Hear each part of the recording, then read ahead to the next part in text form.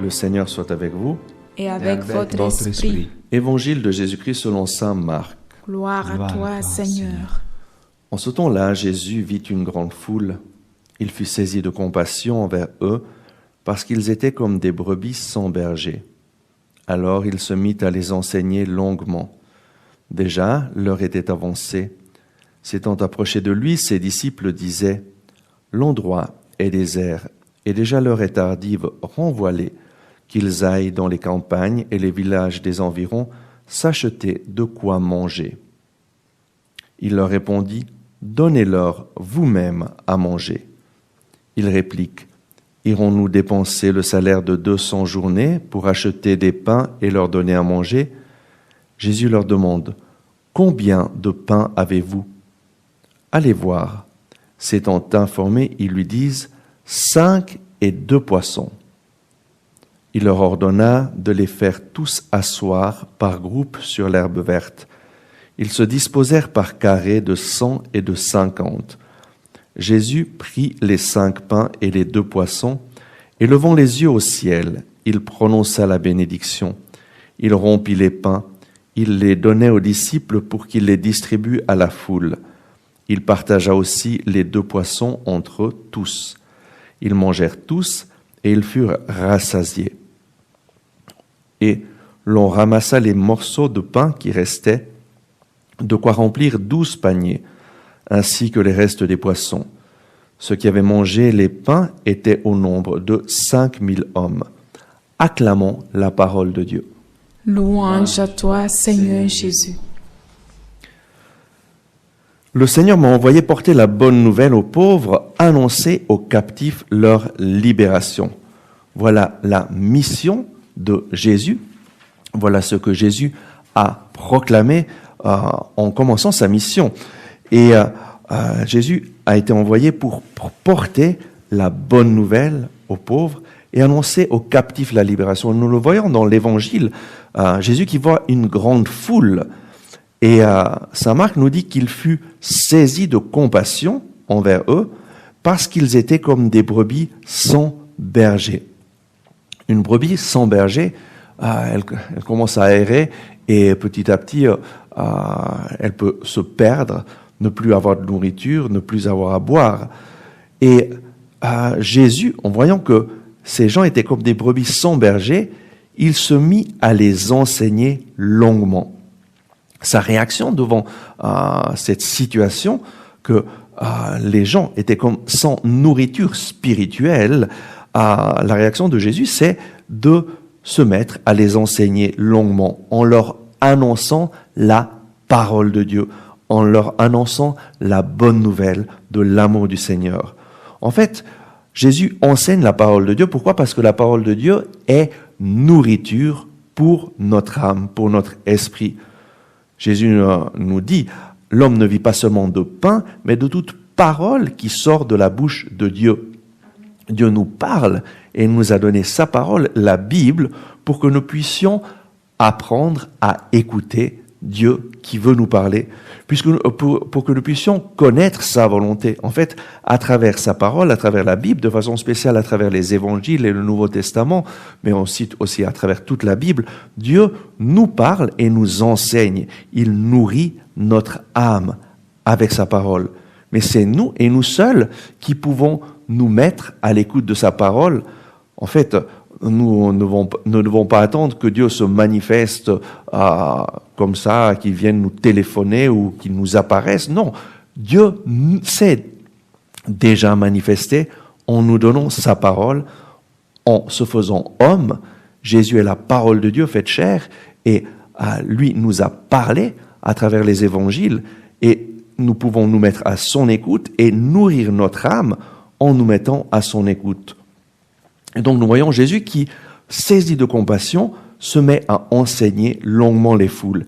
Jésus pourvoit à la nourriture spirituelle. Mais dans l'évangile d'aujourd'hui, nous voyons aussi que Jésus pourvoit à la nourriture physique. Ces gens n'avaient pas à manger et Jésus veut leur donner à manger. Et il demande aux disciples, combien de pains avez-vous? Ils avaient seulement 5 pains et 2 poissons. Mais Jésus fait un miracle avec le peu que ses disciples avaient. Et donc, qu'est-ce qu'ils font? Les disciples lui donnent ces 5 pains et 2 poissons, et Jésus prend les 5 pains et les 2 poissons, et levant les yeux au ciel, prononce la bénédiction, il rompit les pains et il les donnait aux disciples pour qu'ils les distribuent à la foule. Et ils mangèrent tous et ils furent rassasiés. Jésus donne aussi la nourriture du corps. En fait, tout ce que nous avons, tout ce que nous mangeons vient de Dieu. La personne humaine est habituée à penser, mais c'est moi qui travaille, c'est moi qui fais ça, et donc rien ne me vient si je travaille pas, c'est moi qui ai gagné ça. Mais en fait, tout nous vient de Dieu. Ta santé vient de Dieu. L'argent que tu as, c'est parce que tu es en bonne santé. Dieu t'a donné une intelligence, Dieu t'a donné des capacités. Et tout ce que nous avons vient de la miséricorde de Dieu qui nous a donné des capacités pour pouvoir gagner de l'argent, pour pouvoir acheter à manger.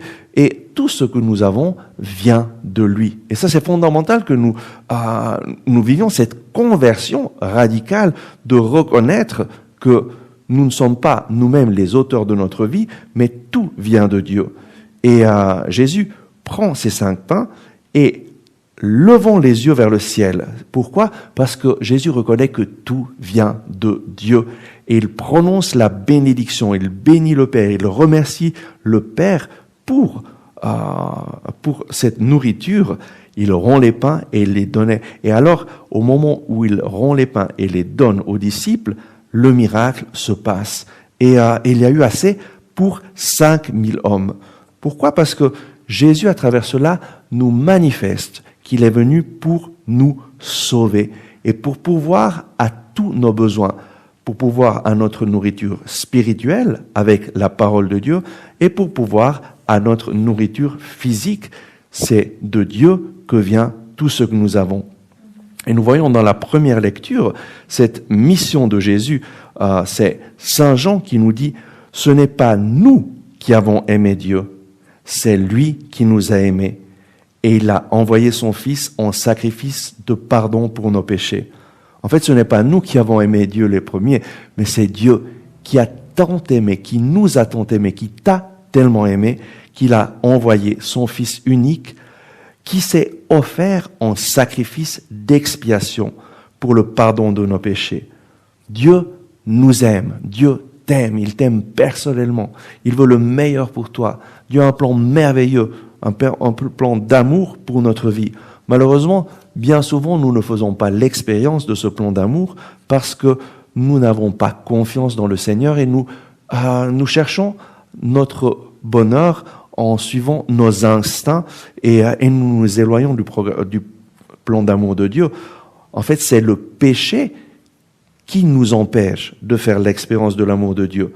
Dans la Bible, il est écrit que notre péché a créé comme une barrière entre nous et Dieu. Dieu continue à nous aimer, Dieu continue à être à nos côtés, à déverser son amour sur nous, mais nous sommes incapables de le recevoir parce que notre péché a créé une barrière entre nous et Dieu. Et voilà que Dieu a décidé de détruire cette barrière. Comment? En se faisant homme. Dieu s'est approché de nous en Jésus-Christ et Dieu s'est chargé de tous nos péchés.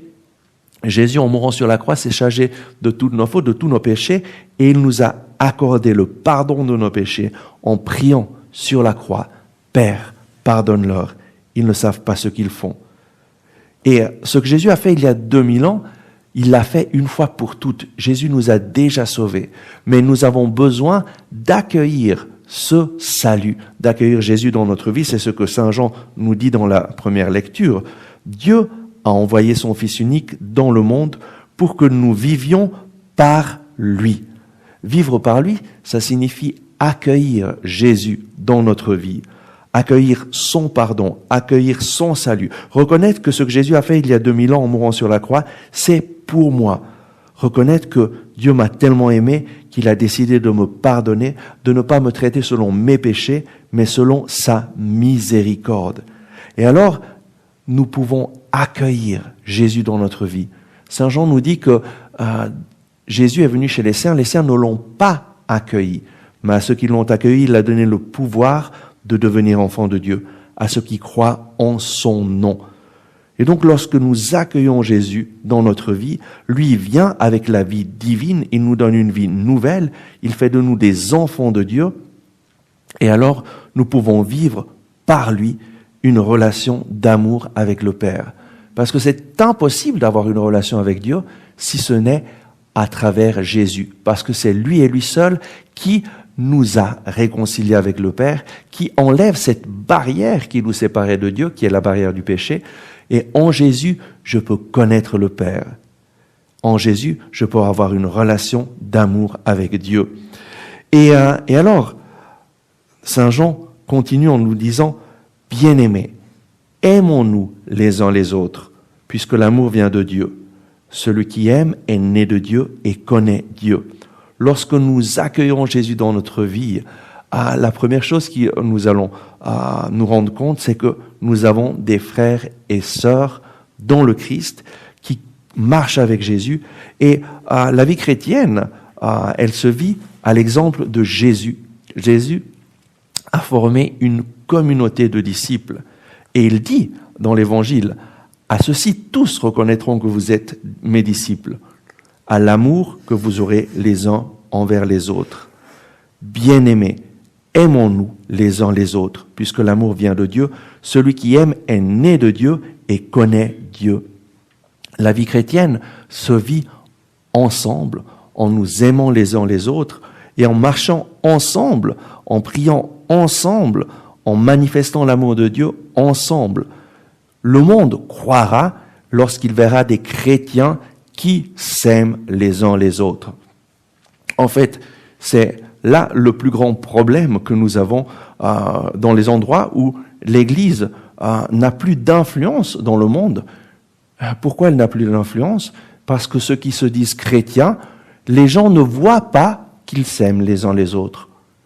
Et si les gens ne voient pas que ici en Suisse, les chrétiens s'aiment les uns et les autres, prient ensemble, ont de l'amour les uns pour les autres, alors c'est normal que les gens ne vont pas croire en Jésus.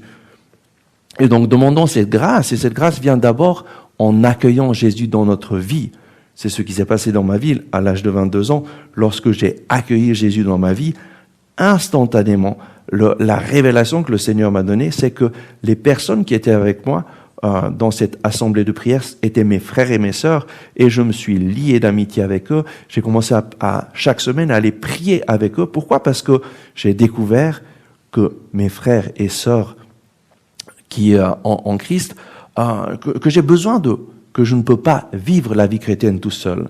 Et donc, accueillons aujourd'hui Jésus dans notre vie pour accueillir le Sauveur. Oh oui, Seigneur Jésus, merci. Merci parce que tu nous aimes, tu aimes chacun d'entre nous d'une façon personnelle. Merci parce que tu es venu dans ce monde pour nous sauver. Tu nous as révélé l'amour de Dieu en t'offrant sur la croix, en priant pour nous, en nous pardonnant nos péchés. Seigneur Jésus, nous voulons t'accueillir maintenant dans notre vie. Viens nous visiter, viens faire ta demeure en nous. Nous te remercions, Seigneur, pour cette Eucharistie où nous pouvons t'accueillir. Viens, Seigneur Jésus. Nous avons besoin de toi. Tu es notre Sauveur, tu es notre Seigneur. Viens et règne en nous.